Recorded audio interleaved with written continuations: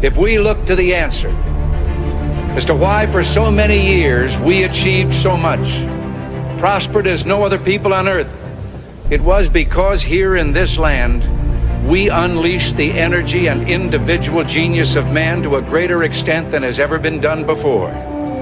Freedom and the dignity of the individual have been more available and assured here than in any other place on earth. The price for this freedom at times has been high, but we have never been unwilling to pay that price. Those who say that we're in a time when there are no heroes, they just don't know where to look.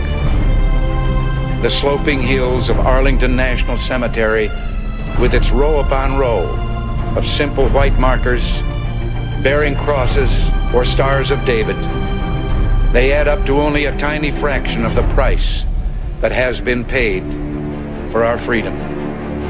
Each one of those markers is a monument to the kind of hero I spoke of earlier.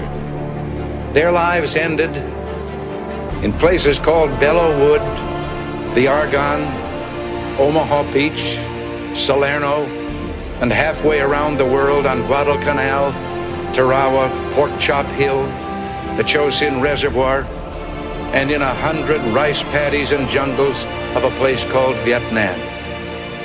Under one such marker lies a young man, Martin Treptow, who left his job in a small-town barber shop in 1917 to go to France with the famed Rainbow Division.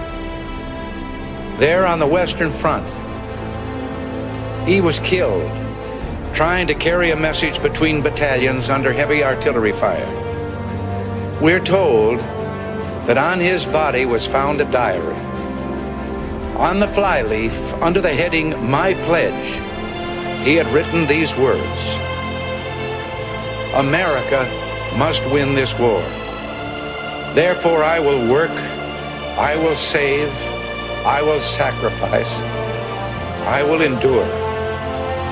I will fight cheerfully and do my utmost as if the issue of the whole struggle depended on me alone."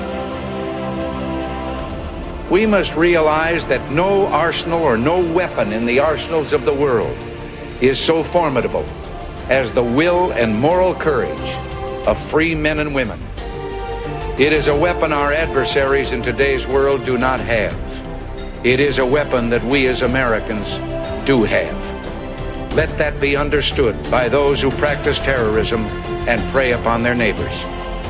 As for the enemies of freedom, those who are potential adversaries, they will be reminded that peace is the highest aspiration of the American people.